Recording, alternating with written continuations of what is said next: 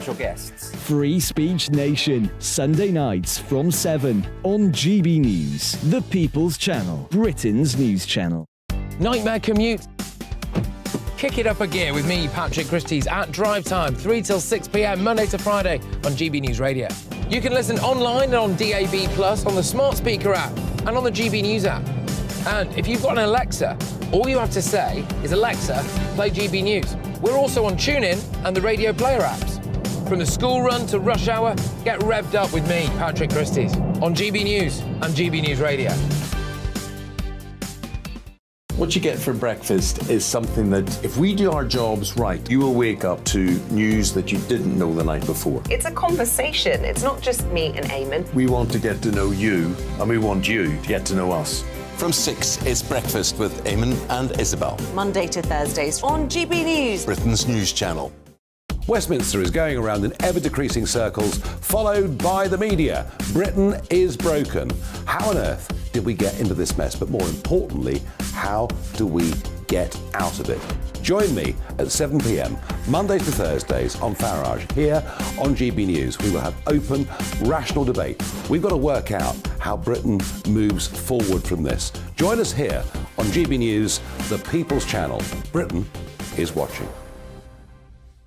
Every Sunday from 11, join Michael Portillo. There will be topical discussion, looking at the week before and the week to come. So kick back and relax at 11 a.m. on Sundays on GB News with me, Michael Portillo. GB News, the People's Channel, Britain's news channel.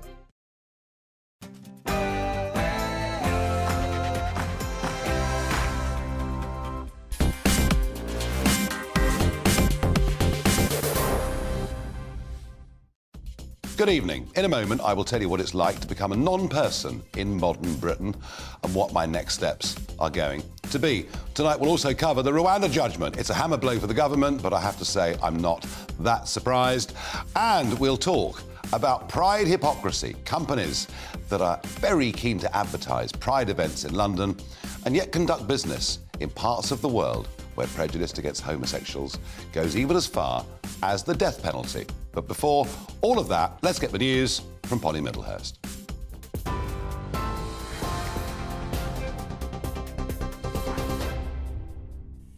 Nigel, thank you. Good evening. The top story tonight is that the Home Secretary says she remains fully committed to the Rwanda policy despite the legal setback.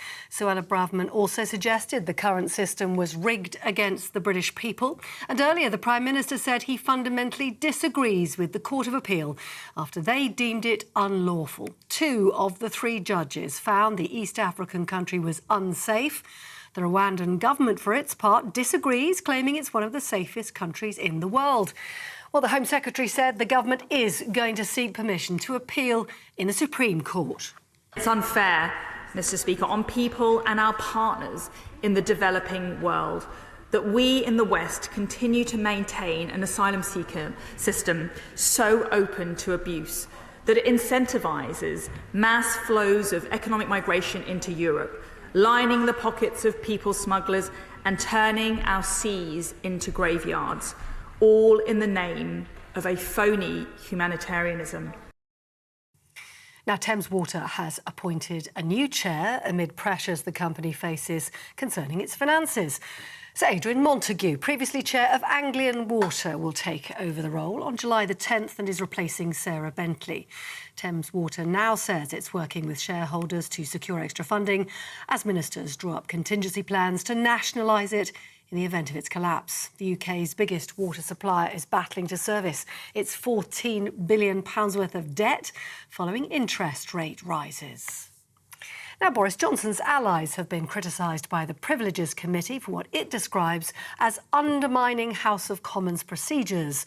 They include Priti Patel, Sir Jacob Rees-Mogg and Nadine Dorries. The Privileges Committee report 2 weeks ago found the former Prime Minister had repeatedly misled Parliament over COVID-19 breaches at Number 10 during lockdown.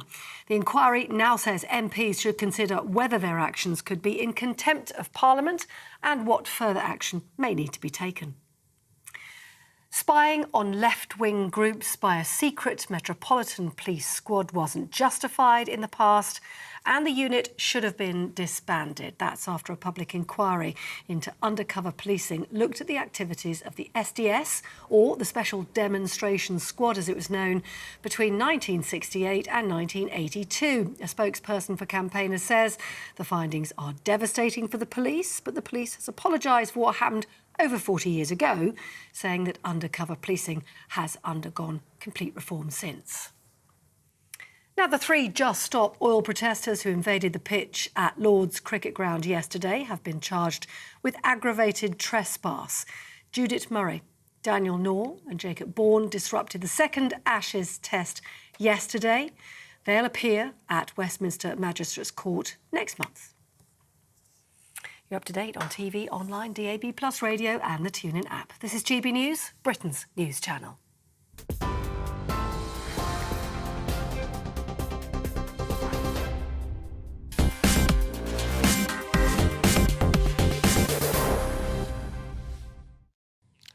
Good evening.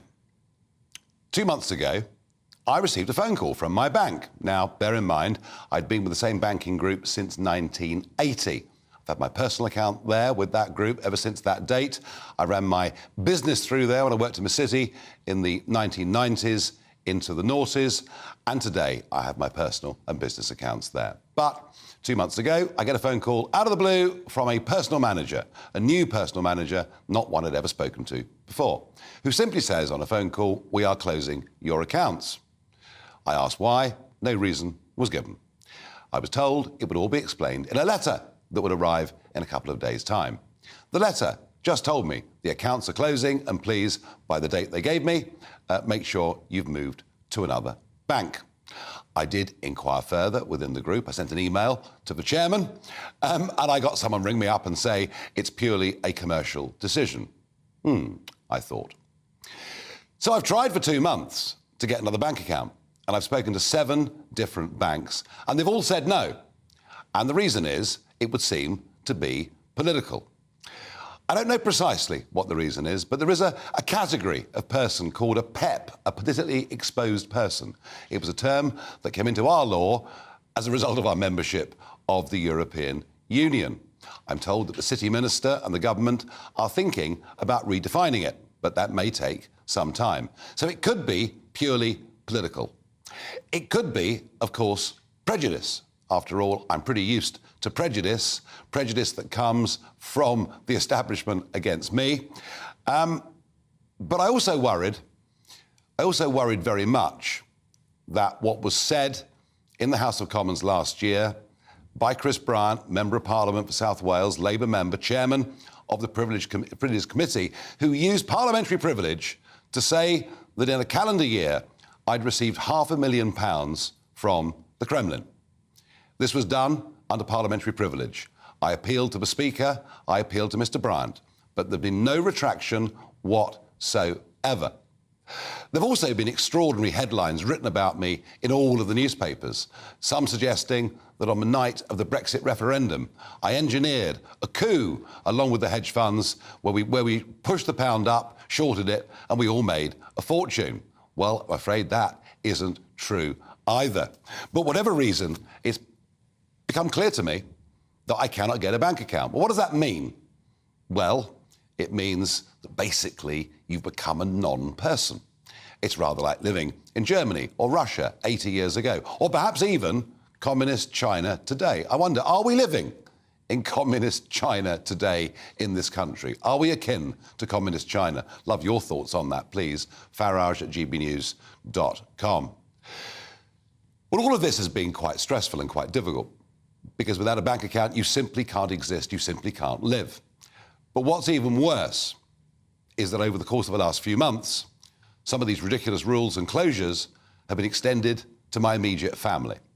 And whilst I'm sad and annoyed about where I am, I'm absolutely incandescent that members of my family should be singled out and targeted just because I campaigned for and pushed a Brexit campaign for all of those years. This is truly and utterly disgusting. But it isn't just happening to me. I know of people going back nearly 10 years who were UKIP candidates, UKIP MEPs, others in prominent positions in the Brexit Party who also had their bank accounts closed. But none of them really had the voice to speak out. And I feel that I do. There are other people in media, too, who've had their media accounts closed down. And it seems to be all one way. It seems to be all against people who have traditionalist or conservative views. There is something totally outrageous going on here. So I've been considering, over the course of a day, my options. I've spent time talking to lawyers. I've been considering legal action. I've been asking myself whether, frankly, it's even worth staying in this country. I could go to one of the fintechs and I could get the ability of at least a payments mechanism, but it's not a bank account. It doesn't have a debit card. It wouldn't pay you interest on money, and you certainly wouldn't be able to borrow any money or get a mortgage if you wanted one in the future. So I've been seriously considering my options, and I said earlier on today that at 7 o'clock tonight I'd tell you what my next steps were. Well, you could knock me down with a feather, because the phone rang at 7:15, and it was the bank that wants to close me down completely in a few weeks' time. They claim there's nothing political at all in what they're doing. It's purely a commercial decision.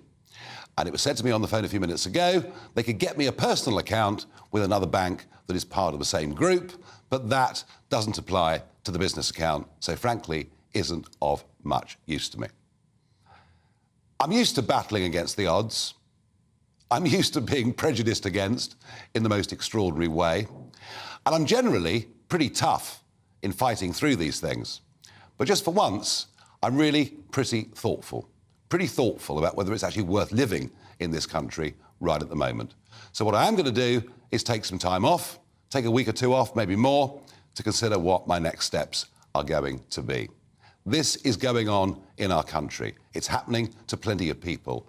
I just happen to be one of them. But you know what?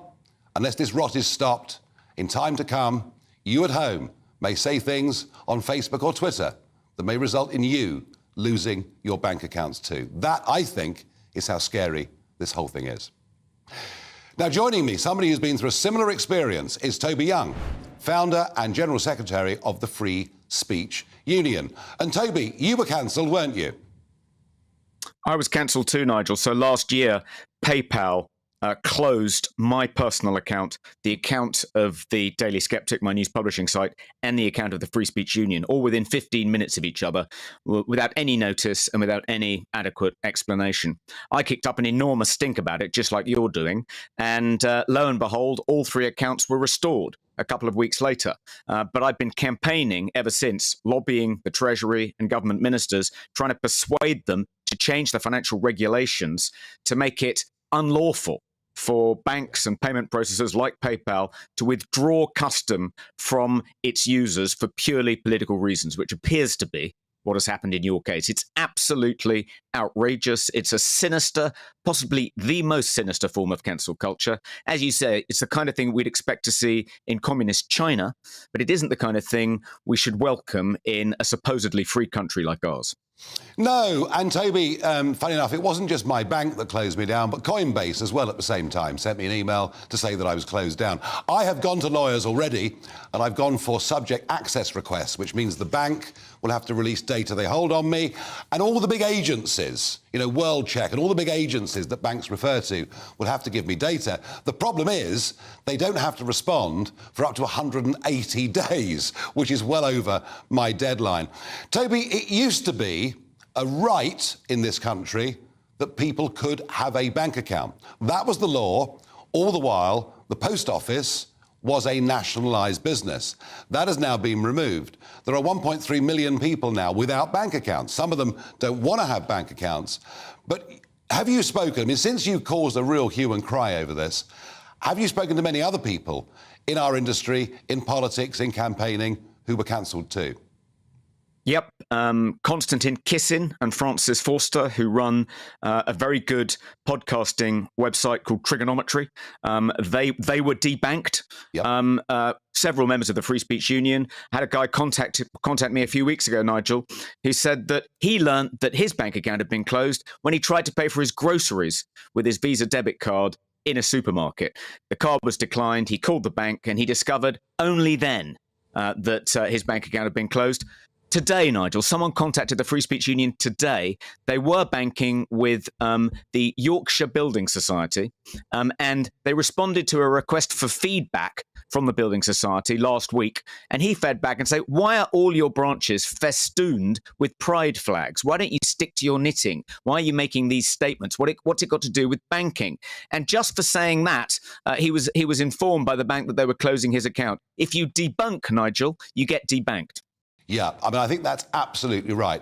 Now, look, I did also inform the city minister that I was having problems as well. And obviously, it's not his job to deal with any individual cases, and I fully understand and respect that. Is there any realistic prospect that this rather collapsing, chaotic government is going to do anything about this? I'm reasonably optimistic for once, Nigel. We submitted evidence to the Treasury a couple of months ago, which had a consultation about the financial regulations that apply to payment services providers, and that includes banks as well as companies like PayPal. We submitted reams of evidence, loads of people who'd been debanked purely for political reasons, many of them without any notice, almost all of them without any adequate explanation, just like in your case. And I'm hoping that in response to all this evidence we submitted to this consultation, that the Treasury is going to say, you know what, this is a problem. We need to do something about this. We need to stop the emergence of a Chinese-style social credit system in Great Britain. So I am reasonably optimistic, and I hope that you publicising what's happened to you will nudge the government just a little bit more into doing something. Yeah, I suspect many viewers don't know about the Chinese social credit system, but we will, over the next couple of weeks, explain it to them, because you're quite right, this is where it could go. Now, on a slightly lighter note, do you think we should form a luncheon club, the Debanked? Well, Nigel, the funny thing about cancel culture is that the ranks of the cancelled just keep growing and growing. And actually, it's becoming quite an attractive club. I can imagine many people in future rather regretting not being cancelled, because the club of the cancelled is so distinguished and the people in it are so much more fun to hang out with than the ranks of the uncancelled. So, yeah, we should form a club. Well, I tell you what, let's call it a date, Toby. When I'm back from my break, whatever that is, we will go out together and raise a glass. Thank you very much indeed for all the great work you've done on this subject. Cheers, mate. So you see, it is, folks, a potentially very, very serious issue. Not good. In a moment, at 10 o'clock this morning, we got the Rwanda judgment. It is not what the government wanted to hear. To me, I have to say, I wasn't in the least bit surprised. Mark White was there. He joins me in just a moment.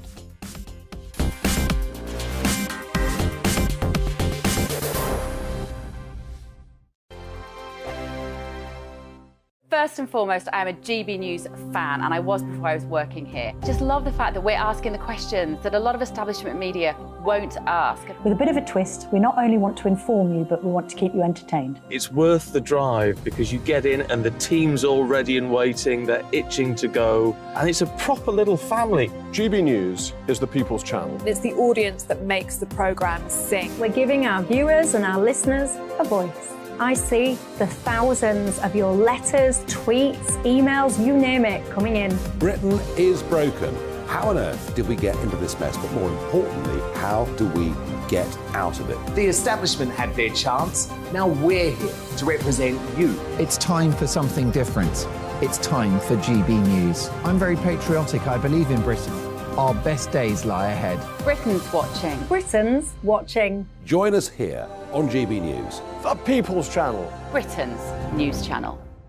I'm Andrew Doyle. Join me at 7 o'clock every Sunday night for Free Speech Nation, the show where I tackle the week's biggest stories in politics and current affairs with the help of my two comedian panellists and a variety of special guests. Free Speech Nation, Sunday nights from 7 on GB News, the People's Channel, Britain's news channel. Nightmare commute? Kick it up a gear with me, Patrick Christys, at drive time, 3 till 6 p.m, Monday to Friday on GB News Radio. You can listen online and on DAB+, on the smart speaker app and on the GB News app. And if you've got an Alexa, all you have to say is, Alexa, play GB News. We're also on TuneIn and the Radio Player apps. From the school run to rush hour, get revved up with me, Patrick Christys, on GB News and GB News Radio. What you get for breakfast is something that, if we do our jobs right, you will wake up to news that you didn't know the night before. It's a conversation. It's not just me and Eamon. We want to get to know you, and we want you to get to know us. From 6, it's Breakfast with Eamon and Isabel. Monday to Thursdays on GB News, Britain's news channel. Westminster is going around in ever-decreasing circles, followed by the media. Britain is broken. How on earth did we get into this mess? But more importantly, how do we get out of it? Join me at 7 p.m, Mondays to Thursdays on Farage, here on GB News. We will have open, rational debate. We've got to work out how Britain moves forward from this. Join us here on GB News, the People's Channel. Britain is watching. Every Sunday from 11, join Michael Portillo. There will be topical discussion, looking at the week before and the week to come. So kick back and relax at 11 a.m. on Sundays on GB News with me, Michael Portillo. GB News, the People's Channel, Britain's news channel.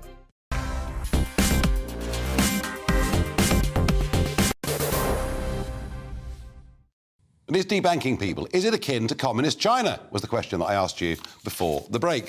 One or two of your responses. Stuart says, the implications to others, no matter where they are on the spectrum, are considerable. Julia says, it certainly is a step closer to communism, so Corbyn feels more at home. Mike says, I feel the left-wingers are targeting people who challenge them. It's shocking banks are allowed to shut a bank account based on your opinion.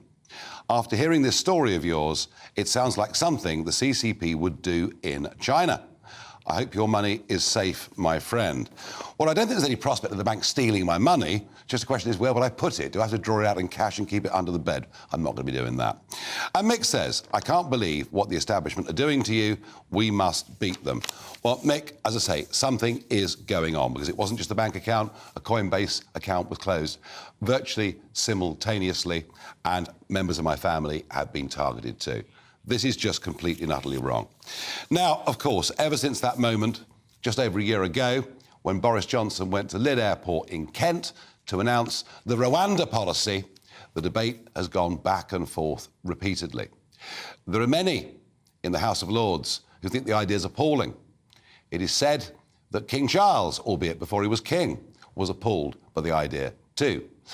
And of course, we have our friends in the European Court of Human Rights in Strasbourg, who, when that plane was actually on the runway and about to go, stopped it from going. Well, today, the government's been in the High Court and it has lost. It has lost. It's been ruled that it is, in fact, unlawful to send people to Rwanda. I mean, the whole thing is awful. This was the reaction of the Home Secretary, Suella Braverman, in the House of Commons this afternoon. Our bill is absolutely essential as an element in fixing this problem. It will allow us to detain and remove those who arrive here illegally. The problem is out of control. 45,000 people arrived here illegally last year. It's costing the British taxpayer £6 million a day in hotel accommodation. That is why the British people want us to fix this problem. The system is rigged against them, and that's why we're doing everything within our power to fix the system, change our laws, and stop the boats. Well, the government could go on saying these things. I have to say, the day Rwanda was announced, and the newspapers were full of it, the government have finally found a solution to the cross-border, the cross-channel problem. And yes, of course, if people were being sent to Rwanda, that would be a huge disincentive to pay your £3,500 or euros, whatever it may be, to a trafficker to bring you across the channel in a rubber dinghy. So far, we've spent over 140 million quid on the Rwanda plan, and not one single person has gone. We are still subject to judgments from the European Court of Human Rights, despite the fact we voted for Brexit, and I don't think we should be subject to that court in any way at all. And we're still being told by the international community and all its friends that the 1951 Convention on refugee status stands today. But of course, it was designed in very different times. But the British judiciary, the British House of Lords, who are doing their best to block legislation right now, seem to be huge barriers for the government. Tony Smith is the former Director General of UK Border Force and now Managing Director of Fortinas Global, a global border security consultant. Well, are you surprised by this judgment? A little bit, Nigel. I was a little more hopeful. It was a majority, 2-1. And I think the government won most things. Just this question of whether or not, if someone gets to Rwanda, the Rwandans are going to send them back to a country where they might be persecuted. That's what two of the judges were concerned about. So, yeah, the Home Office has lost, and looks like we're on our way to the Supreme Court next, Nigel. Yes, I mean, they will be given leave to appeal, I'm sure they will. So we go to the Supreme Court, 6 more months go by, another 20,000 cross the English Channel, or whatever it may be. I mean, let's be honest about this. Despite all the tough talk from the government, we are nowhere nearer to dealing with this problem at all, are we? Well, we were close if we had a one today, Nigel, and I said to you last time I came on your show that I thought we were ready. Actually, I think the Home Office is ready. We've got people, we've got planes, we've got capabilities operationally to remove people to Rwanda, but the courts won't let us, as you know very well. And, you know, we tried this last year, didn't we? April 22, this first started, Nigel, where, you know, we said, let's get some people ready to go to Rwanda. That went through the courts. We had injunctions, ECHR injunctions to stop us. Yeah. And now we're still struggling with the... And I said to you before, Nigel, you know, these judicial interventions have really interfered with the UK immigration and removals policy for a long, long time now, and it continues to be the case. And we can't put the Home Secretary in contempt of court. We have to act within the law, but the law continues to wind its way through these very, very long processes. And in the meantime, as you say, Nigel, that message is going to get across the channel, and people are going to know full well that if they can get in a boat, get into British territorial waters, then they're not likely to be sent to Rwanda, are they? And yes, the only ones we've really been able to send back have been the Albanians, and I do fear now that you were right. Your predictions were right. You know, it was the weather. It has now opened up again. We're still slightly down on last year, but I do really worry it's going to take a long, long time now. That message will get across, and I think we could well be seeing a rise in intake again as a result of this. Oh, we will be. I have no doubt about it. Now, there was a man a few years ago down in Australia who decided to hell with international law, to hell with, as he saw it, all the do-gooders and all those people who were fake humanitarians. And he just said, you know what? We're going to put the boats under tow. We're going to tow them back to Indonesia, and we don't actually care what the international courts think. We don't give a damn what the UN have to say. We don't care about what most Australian media is going to say, and they just towed the boats back to Indonesia. And you know what happened? A really funny thing happened. The boats stopped coming. The drowning stopped. And actually, ever since that moment 10 years ago, they haven't had a problem. Why don't the British government just simply use the Royal Marines and put people back on the beaches of France? Well, because the French aren't going to be very happy about that, Nigel. That breaches agreements with the French, and you know, they have done a lot of work with the French. There are things that could be done, as I've said to you before, in terms of agreements with the French. And, you know, the Australians, actually, they were operating on the high seas, not in the contiguous zone. So it was slightly different, but they did get the Indonesians to agree to take people back. We have not been able to secure that agreement with the French, and we cannot operate in their territorial waters. So without some form of political agreement, we simply don't have the capacity, the legal authorities, to tow people into French beaches. We could have joint patrols, we could do all kinds of things under international law, Nigel, but that demands a political agreement. And I've said to you, the Border Force has to operate within the laws and within the powers and authorities that it has. It does not have the powers or the authorities to operate in French territorial waters or to tow back people back to France without French agreement. And I'm afraid that's the operational situation we find ourselves in right now. Yeah, no, from the perspective of Border Force, I completely and utterly get that. But I want to make you a promise, Tony. There will be no agreement with France. It doesn't matter how many hundreds of millions we give them, there will be no agreement with France because the French won't be allowed to have that agreement because Brussels will say no, this is up to us to do because we are operating, in theory, a common EU asylum policy. I honestly don't see unless we take really bold action that, breaches international law in all sorts of ways, I just don't see a solution. Well, that's why Rwanda was so important, Nigel, because it didn't demand an agreement with France. We did have an agreement with Rwanda. A lot of time and effort's gone into that agreement. And actually, there was no earthly reason other than this judicial processes as to why we could not. I don't think people would be harmed in Rwanda. There's all kinds of evidence it's a safe country. They're housing very many refugees already under the auspices of UNHCR. But you're always going to be able to find one potential slight risk in anything you look at. And I think that's really, the courts are being really, really cautious. I've got to be careful what I say, because actually, you know, we have to respect the rule of law. This is the Court of Appeal in the United Kingdom have come to a considered judgment.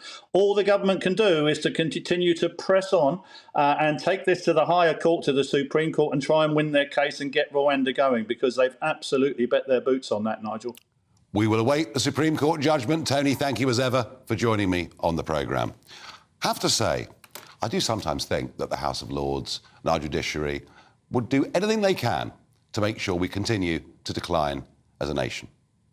In a moment, Pride hypocrisy. Yes, huge Pride marches taking place in London this week. Most commercial companies today have Pride flags in their front windows, but some of them, I think, are real hypocrites. And I'll be joined by legendary campaigner Peter Tatchell to discuss this in just a moment.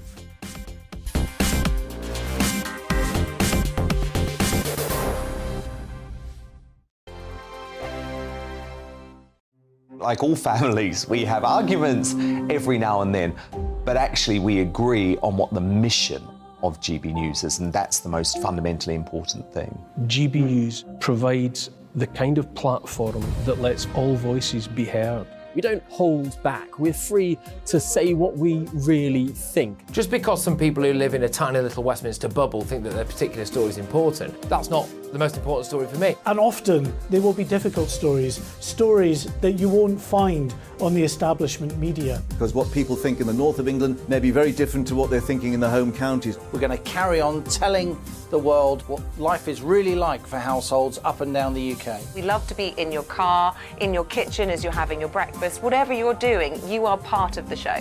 If it matters to you, it matters to us. Britain's watching. Britain's watching. Britain's watching. We're proud to be GB News, the People's Channel, Britain's news channel. Join me, Patrick Christie's Monday to Friday, 3 till 6. We tackle the day's news agenda like you've never seen before. It's high tempo, high octane, the most controversial topics and the best guests. You will not be able to take your eyes and ears off it. I'm not afraid to ask the questions that you really want answered. 3 till 6 p.m, Monday to Friday on GB News, the People's Channel, Britain's news channel. Join me, Camilla Tominey, on Sunday mornings from 9:30, taking the politicians to task and breaking out of SW1 to see how their decisions are affecting you across the UK. Bursting the Westminster bubble every Sunday morning, only on GB News, the People's Channel. Britain's watching. Join us every night on GB News at 11 p.m. for Headliners, which is 3 top comedians going through the next day's news stories, which is exactly what you need, because when the establishment has gone crazy, you need some craziness to make sense of it. So join us 11 p.m. every night on GB News, the People's Channel, Britain's news channel. Hi, I'm Dan Wootton. You can watch me live on GB News Monday to Thursday from 9 p.m. And did you know that you can also watch and listen live on our website, gbnews.com. You'll always be up to date on the latest breaking news, as well as enjoying the best stories, opinions and shows. You can even join the debate under our live player as you're watching. So head straight to gbnews.com on TV, radio and online. GB News, Britain's news channel. So Jubes and Kerr, we tackle the issues of the day with real robust debate, both sides of the fence, battling it out with me in the middle with my forthright opinions and views. And often really interesting things happen because you start with a position and then by the end of the debate you find actually, well, I might not have thought about that one. What we need in this country is 2 new political parties. You should maybe think about doing a 2024 calendar. I'm Michelle Dewberry and I'm keeping you company right through until 7 o'clock this evening. GB News, the People's Channel, Britain's watching.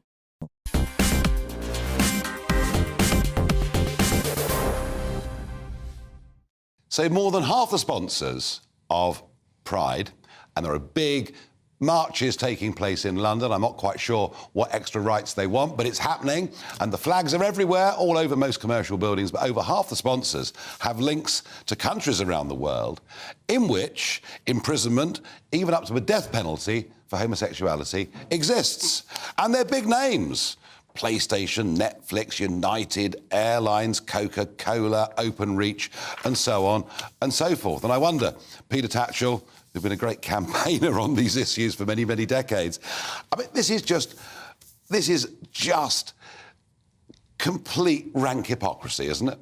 Absolutely. I mean, Pride does need sponsorship because it's a huge event to put on, but it needs to be selective about which sponsors it accepts. And it's outrageous that 11 out of the 17 major corporates sponsoring Pride on Saturday in London are investing in countries where not only LGBT plus people are abused, but also women, workers, ethnic minorities. It's a huge contradiction, and I think it just fuels the idea that these corporates are sponsoring Pride because they see it as a great marketing and PR opportunity. And their principles are rather dodgy. Yeah, no, I think they are. And I mean, in Uganda, the law has changed. Aggravated homosexuality, they brought the death penalty back for it there. Saudi Arabia, elsewhere, I mean, you know, the punishments for this are very, very severe indeed. Does anybody ever call these people out? Yes, some of us do, but we get overruled. But you're here on GB News, the home of free speech, so you can. Yeah. But, you know, the time and time again, the Pride organisers say, well, we need sponsorship, that no company is perfectly clean. Without sponsorship, we won't be able to put on this mega event, which attracts well over 1 million people on this Saturday. So I understand that reasoning, but we have to be more selective. I'd prefer a scaled-down event as long as we made sure the sponsors were clean and honourable. And I say this not just from an LGBT plus point of view, but for the same issues about freedom of speech, the right to strike and protest, you know, all those fundamental freedoms that we cherish. Lots of these countries are investing in countries where those rights do not exist. And we need to say, you know, if you support Pride, you have to stand up for human rights, not just in this country, but everywhere that you operate. Which they clearly do not. Broader point. What is this Pride weekend all about? What's it all about, Peter? Why? I mean, why is it necessary? I mean, there are things that you campaigned for a very long time ago. You've had extraordinary changes in the law, in social attitudes. I mean, you pretty much achieved every goal you set out to achieve all those years ago. Why do we need Pride? Well, the latest research shows that 1/3 of all LGBT plus people in this country have been victims of homophobic, biphobic or transphobic hate crime. Just the other day, at my local bus stop, I was abused and threatened, violently threatened by 2 passers-by. That was my experience, and it's the experience of nearly all my friends. In our schools, nearly half of all pupils who are LGBT plus are bullied because of their sexuality. Now, sometimes it's just teasing and name-calling, but sometimes it's threats, menaces, and physical violence. So, of course, we have to keep battling. And, of course, you know that the government promised to ban conversion therapy, the attempt to change someone's sexuality or gender identity, 5 years ago. And we're still waiting. And this is very, very abusive. You know, the people who are victims of conversion therapy are often vulnerable people who are going through great emotional distress, and they're pressured by their families or church to undergo these abusive treatments. But equally, some of the goings-on at the Tavistock Clinic have been pretty abhorrent too. Well, that's a separate issue, but it is related, isn't it? Well, no, because you know, I think it is. This is about pressuring people to change who they are based on the assumption that being LGBT or T is flawed, shameful, imperfect, and needs to be changed. So it's very, very different. But another issue, you know, we do have but hang on, Tavistock is about organisations encouraging people to change their gender, and that's often a terrible life mistake for people. Well, if you look at the research, the vast majority, more than 98% of trans people who've been through the process of transitioning have no regrets. They say they're happier, they're mentally healthier, physically healthier. There's less than 1% who express regrets. And I feel for those people. I'm sorry for those people. But it's a very tiny proportion. And if they're very young, I mean, that's the point I'm making. Isn't the truth of it? Mm-hmm. You know, we can all, I mean, goodness knows, I know about discrimination more than almost anybody, but isn't the truth of it that we can beat ourselves up if we want to, but actually, this is pretty much one of the most tolerant places in the world to live? Yeah, we have made huge gains for the LGBT plus community, and I want to thank everyone, not just LGBT plus people, but our straight friends and allies. Thank you so much for standing up for equality and against discrimination, but still work with us this extra mile, and of course, support the global struggle, because there are still 66 countries that criminalise same-sex relations. You've been out and campaigned all over the world. Is this not a great country to live in?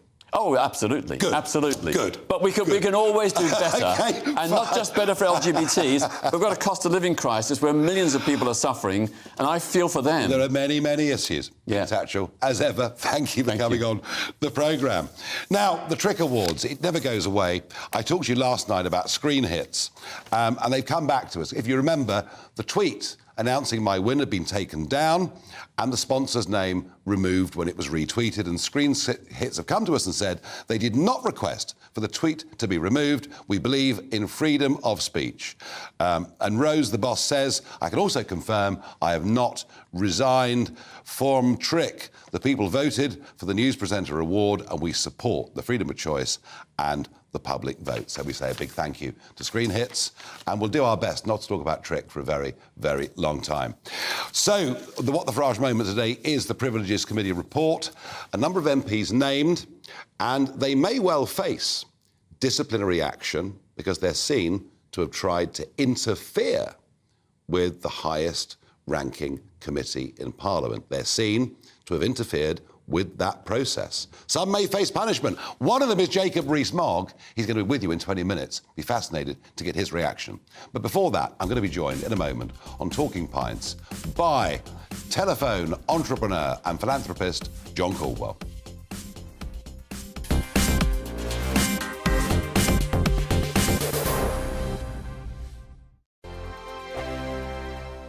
I joined GB News because I was sick and tired of not hearing my views being represented, not just mine, but so many people that I knew and spoke to. I just couldn't get my voice out there. I couldn't say anything. I couldn't do anything. Whatever the narrative was, I kind of had to follow it. GB News is there to provide a voice for those who have been ignored by the establishment media. We think different things, we've got a different style. GB News is here to be optimistic and positive about the future. It's real kind of dynamic and flowing, with the audience very much at the heart of it, like a big family.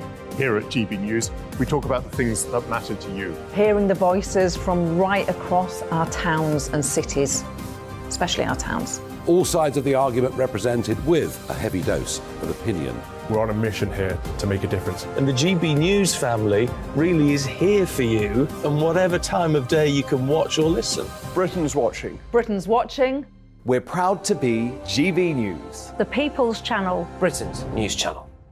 Monday to Thursday, 9 p.m. till 11 p.m. Join me, Dan Wootton. I'll bring you the sharpest takes and hottest debates. Do you not believe in prisons? I don't believe in prisons. I'm completely stunned. I guarantee you there'll be no spin, no bias, no censorship. I actually was personally quite offended by it.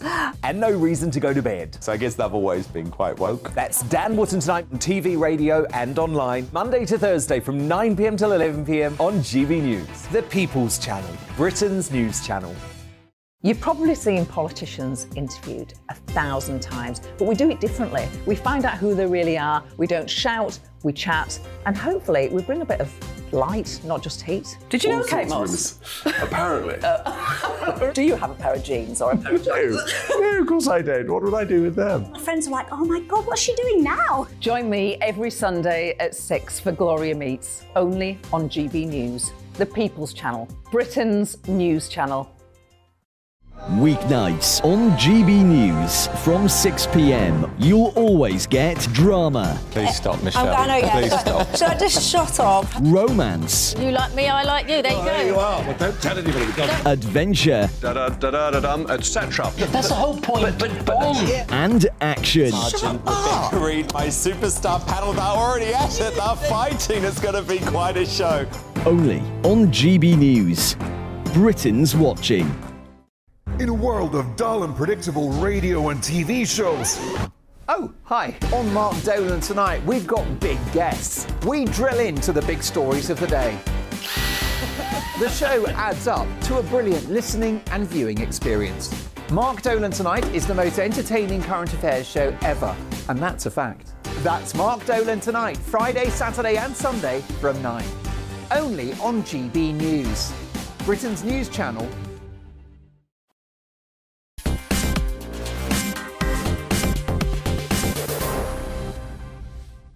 It's time for Talking Pints. I'm joined by John Caudwell, telephone entrepreneur. He's just put his phone on silent because it wasn't. And philanthropist. John, welcome to the programme. Thank you, Nigel. Pleasure to be here. That made me laugh.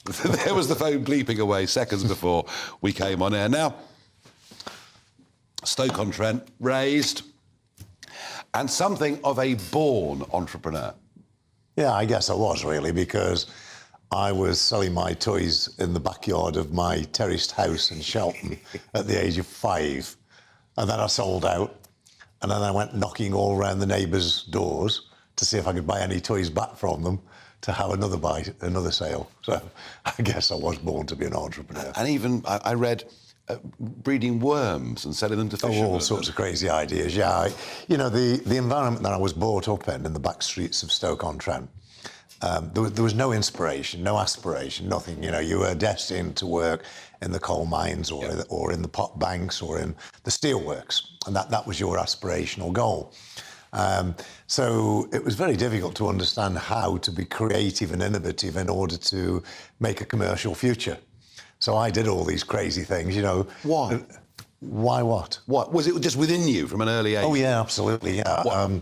Well, I don't know why, other than my grandmother fed me full of stories of Caudwell ancestors who had been very successful. Right. So maybe I aspired to emulate them, I'm not really sure. But I certainly remember the dream that I had when I was 7 years old of being very successful financially and very charitable. And my pretentious childhood vision of that was driving round in a chauffeur-driven Rolls-Royce, sitting in the back, round the back streets of Stoke-on-Trent, and these two down terrace houses, and handing £5 notes out to poor people. and that... Well, you've gone quite a long way towards doing all of that. So. Well, a bit more than £5 notes, sure. And in a very different way, of course. Yeah. But that was my childhood vision. Interesting. And it lived with me forever. And I still lacked inspiration in my teens and early 20s. I had to really find a way through. So I ended up doing some very silly things like buying embassy coupons that were cigarette coupons, buying those off people, using them to get a prize with, and then selling the prize in the newsagent's windows.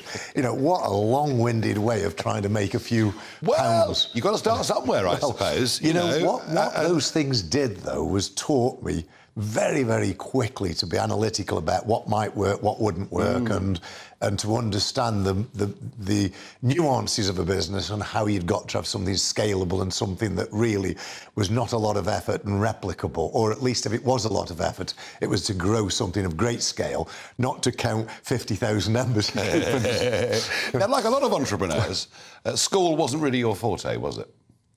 Well, it wasn't something that I was particularly interested in doing. I did get, I think it was 10 GCSE, not GCSE, they were GSE. What were they then? Well, we had O-levels or GCSEs. O-levels, of course, GCSEs. O-levels, yeah. Yeah, I did O-levels and I got 10 O-levels. And I went on to A-levels, but it just wasn't for me. I was doing maths, physics and chemistry.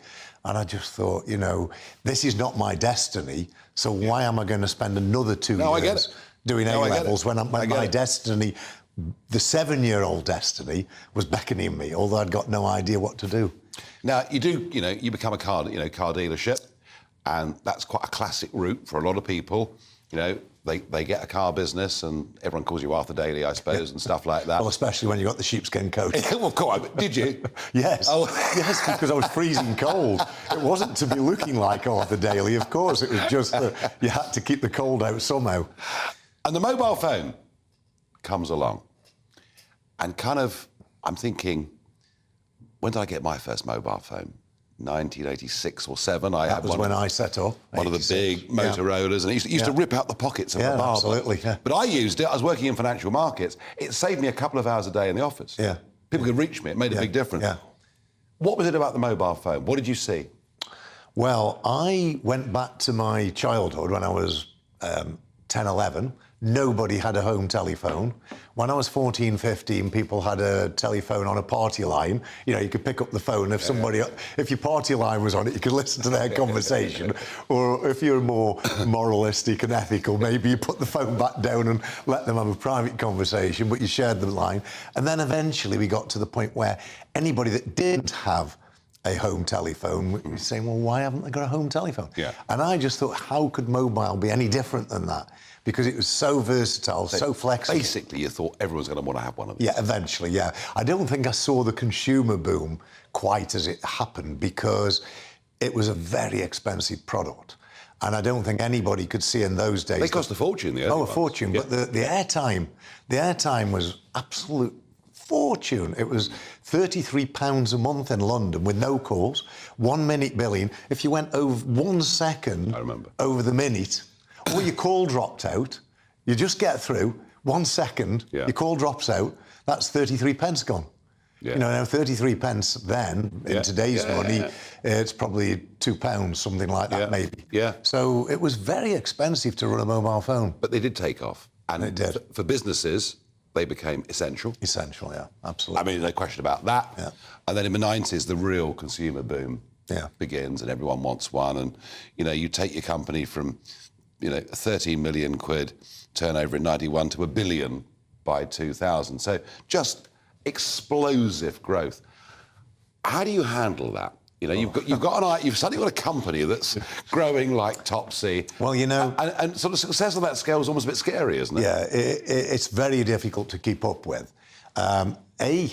You had to make it happen. Yeah. Because not many people were very successful in mobile phones. There was only a handful or so that were truly successful. Most people went out of business.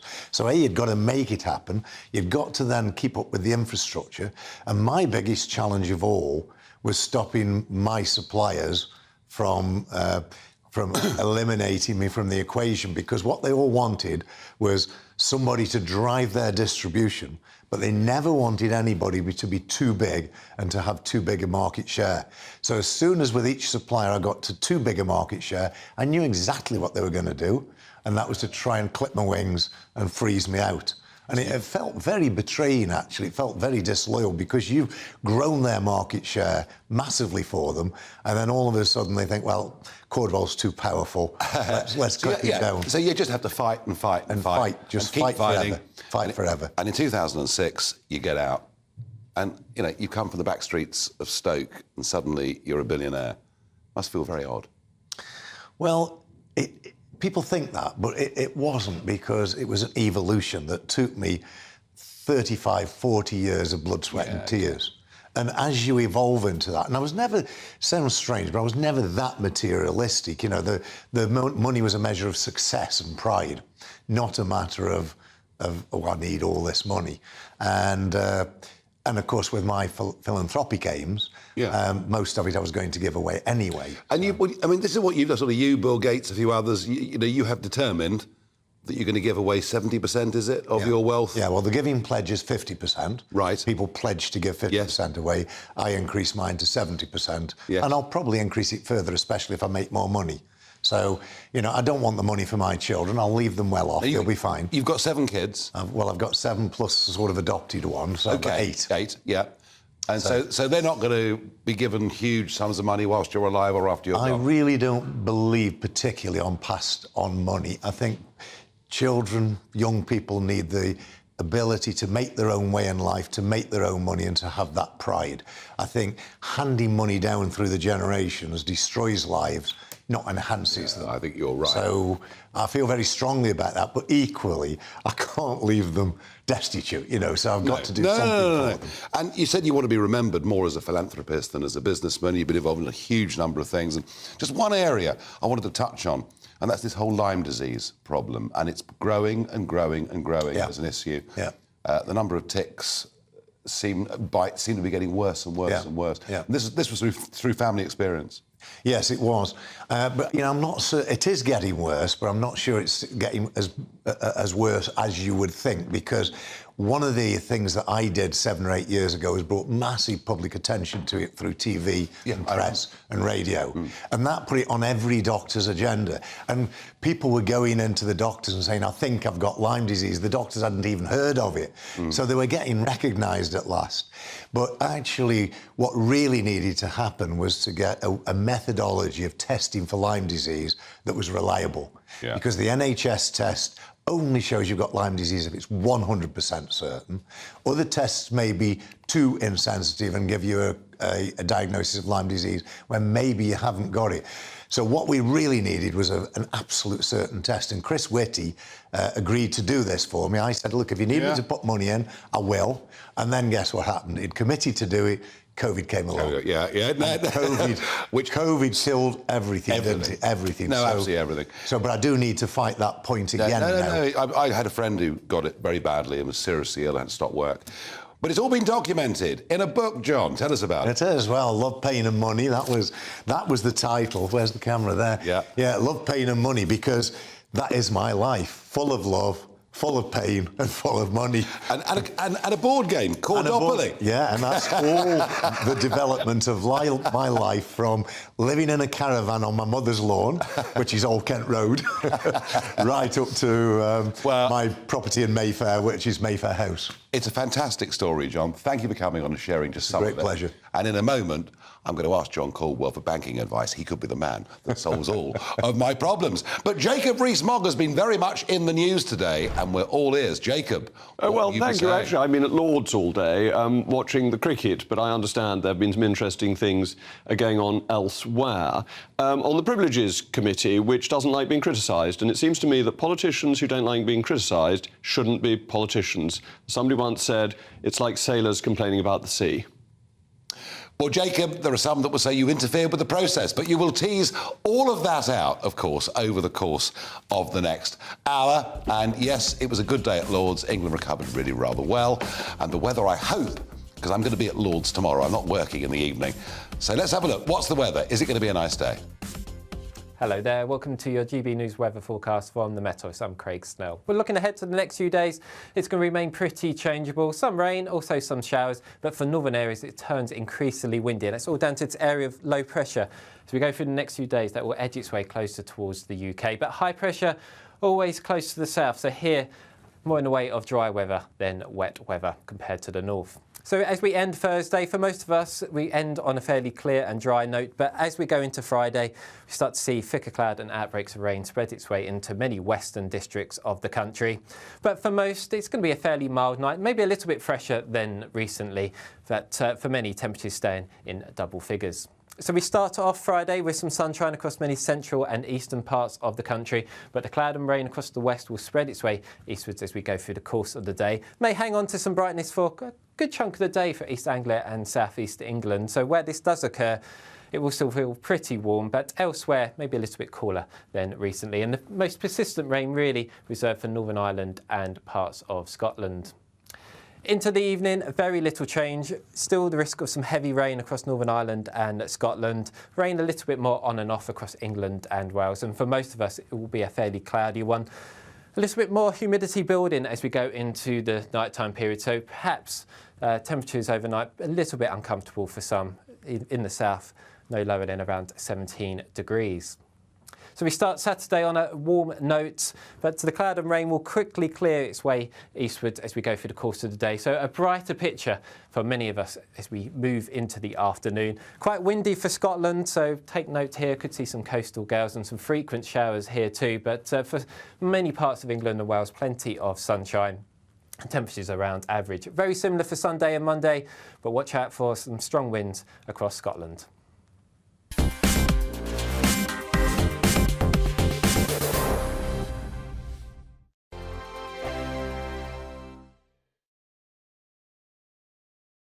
First and foremost, I am a GB News fan, and I was before I was working here. Just love the fact that we're asking the questions that a lot